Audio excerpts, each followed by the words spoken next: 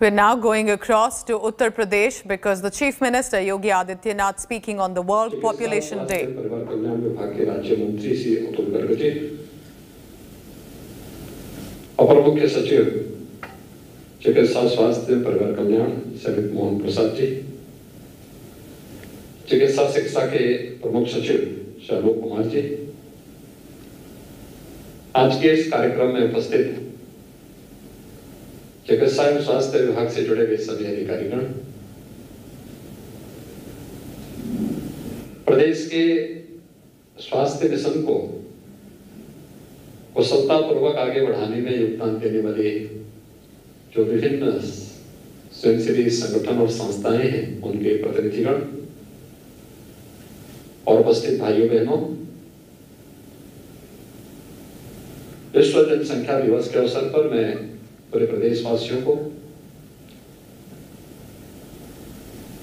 एक खुशहाल और स्वस्थ परिवार की परिकल्पना को साकार करने के लिए हृदय से बधाई देता हूं और उनकी शुभकामनाएं भी देता हूं।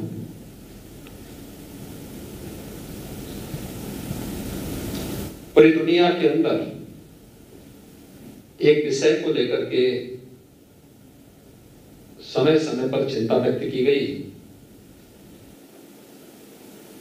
कि बढ़ती हुई जनसंख्या विकास में कहीं न कहीं बाधक हो सकती है और इस पर अनेक मंचों से पिछले 4 दशकों से निरंतर चर्चा चल रही है। जिन देशों ने और जिन राज्यों ने इस संबंध में अपेक्षित प्रयास किए, उसके वहां सकारात्मक परिणाम भी सामने देखने को मिले हैं, लेकिन फिर भी इसमें और भी प्रयास किए जाने की आवश्यकता है। और मुझे प्रसन्नता है कि विश्व जनसंख्या दिवस के अवसर पर आज उत्तर प्रदेश की जनसंख्या नीति 2021 से 30 यह जारी हो रही है। इसको जारी करते हुए मुझे प्रसन्नता की अनुभूति हो रही है कि काफी तथ्यों के साथ समाज के विभिन्न तबकों को ध्यान में रख करके इस जनसंख्या नीति को लागू करने का कार्य आज प्रदेश सरकार कर रही है। वास्तव में जनसंख्या स्थिरीकरण का जो प्रयास है, यह समाज की व्यापक जागरूकता के साथ जुड़ा हुआ है। हमें इस बात को नहीं भूलना चाहिए कि अगर समाज में जहां गरीबी है, वहां जनसंख्या वृद्धि का उसके साथ एक संबंध हो जाता है और इस दृष्टि से व्यापक जागरूकता का एक अभियान उन सभी तबकों को ध्यान में रख करके जब तक हम लोग नहीं चलाएंगे, तब तक उन लक्ष्यों को प्राप्त करने में कठिनाई होगी। और खासतौर पर जब यूनाइटेड नेशन ने दुनिया के सभी देशों से 2030 तक सस्टेनेबल डेवलपमेंट गोल्स को अचीव करने का एक लक्ष्य दिया हो और देश के अंदर आदरणीय प्रधानमंत्री जी के नेतृत्व में उन लक्ष्यों को प्राप्त करने की दिशा में प्रयास प्रारंभ हुए हों, तो देश में आबादी के हिसाब से सबसे बड़े इस राज्य के बारे में हमें अवश्य सोचना होगा, क्योंकि इसका संबंध केवल जनसंख्या स्थिरीकरण के साथ ही नहीं, बल्कि जनसंख्या नीति का संबंध हर एक नागरिक के जीवन में खुशहाली लाने और समृद्धि का रास्ता उसके द्वार तक पहुंचाना भी है।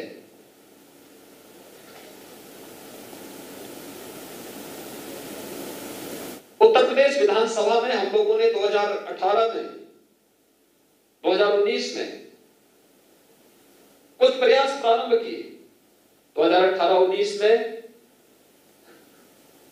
देश का पहला विधानमंडल उत्तर प्रदेश विधानमंडल था, जहां पर गांधी जयंती के अवसर पर सस्टेनेबल डेवलपमेंट गोल्स को अचीव करने के लिए 36 घंटे तक अनवरत चर्चा का एक नया रिकॉर्ड बनाया गया। उन गोल्स को अचीव करने के लिए अलग अलग विभागों के द्वारा अंतर विभागीय समन्वय समितियां गठित की गई और उसे निरंतर मंत्री मंडल का एक समूह निरंतर उनकी समीक्षा करता है, उसे फॉलोअप करने के दिशा में प्रयास कर रहा है। लेकिन इसमें समाज के विभिन्न तबकों की भूमिका और उनका योगदान अत्यंत महत्वपूर्ण हो जाता है और इसलिए सबसे पहला कार्य अवेयरनेस का, जागरूकता का, उन तबकों को चिन्हित करना, उनके बीच में अवेयरनेस के उस प्रकार के कार्यक्रम को आगे बढ़ाना। अगर इस दिशा में हम प्रयास कर सकें और जिसका निरंतर चल रहा है वह अत्यंत महत्वपूर्ण है और ये उन स्थितियों में महत्वपूर्ण है जब देश के अंदर टीएफआर में, एमएमआर में और आईएमआर में जो अंतर देखने को मिला है, पूरे जो नेशनल एवरेज है उसमें राज्य के स्तर पर अगर हम देखेंगे तो उसमें उत्तर प्रदेश के स्तर पर और भी नए प्रयास किए जाने की आवश्यकता है। 2016 में अगर उत्तर प्रदेश के अंदर हम देखेंगे तो टीएफआर 3.3 था और राष्ट्रीय स्तर पर 2.6 था। आज के दिन पर उत्तर प्रदेश के अंदर टीएफआर 2.7 और अखिल भारतीय स्तर पर 2.3 है। यानी हमें अभी कुछ नए प्रयास करने होंगे, अतिरिक्त प्रयास करने होंगे। एमएमआर अगर हम उत्तर प्रदेश के अंदर 2016 की दृष्टि से देखें तो 258 है और आज के दिन पर यह घटकर के 197 हुआ है। लेकिन अगर अखिल भारतीय स्तर पर हम देखेंगे तो 2016 में ये 178 था और आज के दिन पर 113 है। यानी उत्तर प्रदेश को इस दिशा में और अच्छे प्रयास करने होंगे। आईएमआर 2016 में अखिल भारतीय स्तर पर उत्तर प्रदेश में 53 था, आज के दिन पर यह 43 है और अखिल भारतीय स्तर पर 2016 में 42 था, आज 33 है। यानी ये तीनों जो पैरामीटर हैं ये हम सबको प्रेरित करता है कि कहीं ना कहीं हम क्वालिटी पर ध्यान दें और क्वालिटी किस रूप में होनी चाहिए। और अवेयरनेस, अगर दो बच्चों के बीच में अंतराल नहीं होगा तो स्वाभाविक रूप से उनके पोषण पर असर पड़ेगा। शिशु मृत्यु दर में और मातृ मृत्यु दर को नियंत्रित करने में अत्यंत कठिनाई होगी और उन स्थितियों में हम लोगों को जिन लक्ष्यों को प्राप्त करना है, जिसमें कि नेशनल एवरेज से भी उत्तर प्रदेश पीछे है, यद्यपि पिछले 4-5 वर्षों में जो प्रयास हुए हैं उसके अच्छे परिणाम भी आए हैं, लेकिन अभी और भी अच्छे प्रयास किए जाने की आवश्यकता, और ज्यादा प्रयास किए जाने की आवश्यकता है और उस दिशा में प्रयास करके हम लोग एसडीजी के लक्ष्यों को प्राप्त कर सकते हैं। इसलिए जनसंख्या स्थिरीकरण की दिशा में प्रयास, लेकिन इस प्रयास का आधार हमें इस बात को भी ध्यान रखना होगा कि देश की जनसांख्यिकी असंतुलन पर इसका कोई विपरीत असर भी न पड़े। हर तबके को इसके साथ जोड़ना होगा, हर एक तबके को उस जागरूकता अभियान के साथ जोड़ना पड़ेगा, मां और बच्चे के स्वास्थ्य को इसके साथ जोड़ना पड़ेगा, शासन की योजनाओं का लाभ 2014 के बाद से भारत सरकार ने आदरणीय प्रधानमंत्री जी के मार्गदर्शन में अनेक ऐसी योजनाएं लागू की हैं, जिन योजनाओं को लागू करके हम लोग एक बड़े तबके को इससे लाभान्वित कर सकते हैं। और मुझे लगता है कि उस दिशा में और भी अच्छे प्रयास किए जाने की आवश्यकता है। केंद्र सरकार और आदरणीय प्रधानमंत्री जी के मार्गदर्शन में उत्तर प्रदेश के अंदर हम लोगों ने प्रयास किए। उन प्रयासों की चर्चा स्वास्थ्य मंत्री जी ने अपने उद्बोधन में किया भी। लेकिन अभी भी हमारे स्तर पर जो नए प्रयास होने हैं, उसमें अंतर विभागीय समन्वय के माध्यम से उसके बेहतर परिणाम आ सकते हैं। ये केवल यहीं पर ही नहीं, ये केवल स्वास्थ्य, चिकित्सा, शिक्षा और परिवार कल्याण विभाग से संबंधित नहीं, महिला और बाल विकास विभाग को इसके साथ जोड़ना होगा। एजुकेशन को, बेसिक, माध्यमिक, उच्च या अलग अलग जो हमारे शिक्षा से जुड़े हुए संस्थान हैं, उनके अंदर व्यापक अवेयरनेस के कार्यक्रम को इसके साथ जोड़ना पड़ेगा। स्वास्थ्य के प्रति जागरूकता के साथ साथ समाज स्वास्थ्य के इन सभी पैरामीटर को प्राप्त करने की दिशा में जिनके स्तर पर प्रयास हो सकते हैं, उन सभी विभागों को भी जोड़ करके अंतर विभागीय समन्वय के माध्यम से हम बेहतर परिणाम दे सकते हैं। यह हमें विस्मृत नहीं करना चाहिए, क्योंकि हम लोगों ने अंतर विभागीय समन्वय के माध्यम से न केवल दिमागी बुखार को नियंत्रित किया है, बल्कि अंतर विभागीय बेहतर समन्वय के माध्यम से वैश्विक महामारी कोरोना को भी उत्तर प्रदेश ने बहुत अच्छे प्रबंधन के माध्यम से नियंत्रण की ओर ले जाने में सफलता प्राप्त की है। और मुझे विश्वास है कि जो जनसंख्या नीति का नया ड्राफ्ट आज यहां पे लॉन्च किया गया है, इसको शासन से जुड़े हुए सभी विभाग अपने सभी स्टेक होल्डर्स के साथ मिलकर के, अपने सहयोगी संस्थाओं के साथ मिलकर के प्रभावी ढंग से लागू करने में सफल होंगे, ये मुझे विश्वास है। मुझे प्रसन्नता है कि आज 11 आरटीपीसीआर की लैब भी शुभारंभ हो रही है। उत्तर प्रदेश ने पिछले 16 महीनों के दौरान वैश्विक महामारी कोरोना से लड़ते हुए, जूझते हुए, भारत सरकार के सहयोग से, आदरणीय प्रधानमंत्री जी की प्रेरणा से टेस्टिंग क्षमता को काफी आगे बढ़ाया है।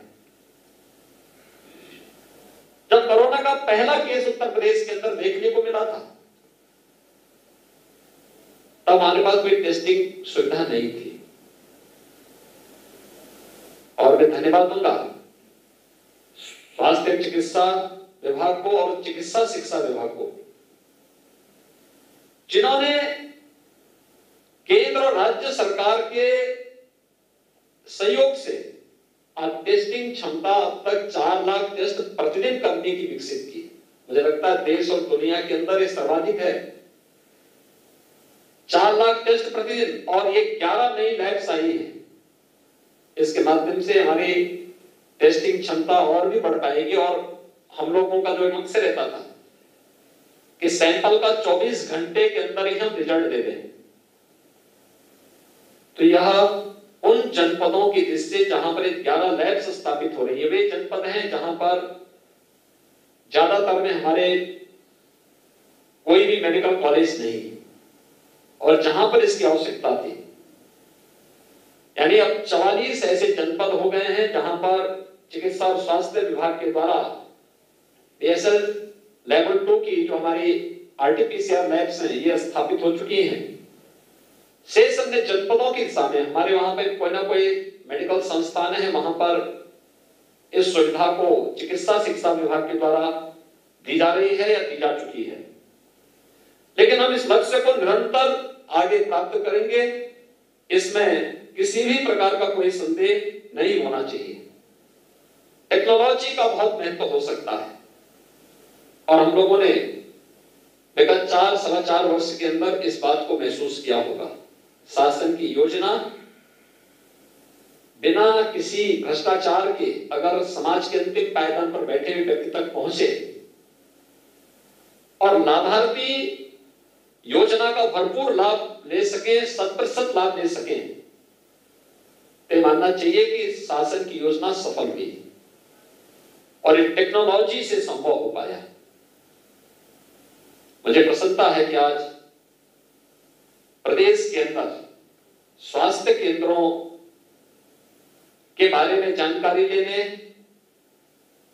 और उनकी हर एक गतिविधियों पर नजर रखने के लिए एक CHC PHC लैब का शुभारंभ भी आज यहां पर स्वास्थ्य और चिकित्सा शिक्षा विभाग के द्वारा किया गया है।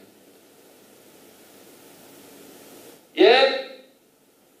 प्रदेश के अंदर जो हमारे लगभग 4600 से अधिक CHC PHC हैं, इन सब के उन्नयन में तो योगदान देगा, क्योंकि ये ऐप आज के दिन पर इसलिए महत्वपूर्ण है। हम लोग वर्तमान में हर एक CHC PHC को किसी न किसी जनप्रतिनिधि या समाज के किसी न किसी माननीय व्यक्ति के द्वारा उसे गोद लिया गया है और जब वो व्यक्ति उन स्वास्थ्य केंद्रों के साथ जाता है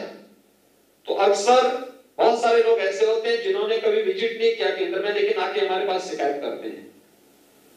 आज हम ऐप को दिखा के उसे कह सकते हैं, आप बताइए कौन सा केंद्र आपका है और आप कितनी बार विजिट किए, हमें एक बार बताइए। दूसरा, वहां क्या क्या सुविधाएं हैं हम उसको बता सकते हैं कि वहां इतने चिकित्सक हैं, इतने बेड्स हैं, ये फैसिलिटी वहां मौजूद है और ये सुविधाएं हम आने वाले समय में इसको देने जा रहे हैं, दवा की स्थिति ये है। ये कुछ सामान्य जानकारियां भी उनको उपलब्ध कराई जा सकती है। तो इस दृष्टि से मुझे विश्वास है कि हम टेक्नोलॉजी को और अपग्रेड करते हुए इस दिशा में प्रयास करेंगे और मेरा ये मानना है CSR से हो और अन्य संस्थाओं के सहयोग से भी, जनप्रतिनिधियों के सहयोग से भी हमारा प्रयास होना चाहिए कि हर CHC PHC तक हमें हेल्थ ATM को पहुंचाना चाहिए। एक नया प्रयोग होगा ये स्वास्थ्य विभाग में टेक्नोलॉजी का इस्तेमाल करते हुए, क्योंकि जितने हमारे अभी तक CHC PHC हैं इसमें जितना मैन पावर होना चाहिए तमाम प्रयासों के बावजूद उपलब्ध नहीं। ये हेल्थ ATM हमें वहां पर तत्काल काफी बड़ी संख्या में जांच की सुविधा तो उपलब्ध कराएगा ही, टेली कंसल्टेशन की सुविधा भी उपलब्ध कराएगा। जिन विशेषज्ञों का अभाव जिस सेंटर में होगा वहां पर उन लोगों को वहां पर विशेषज्ञ चिकित्सीय सुविधा उपलब्ध कराने में हेल्थ ATM बहुत बड़ा रोल अदा कर सकता है।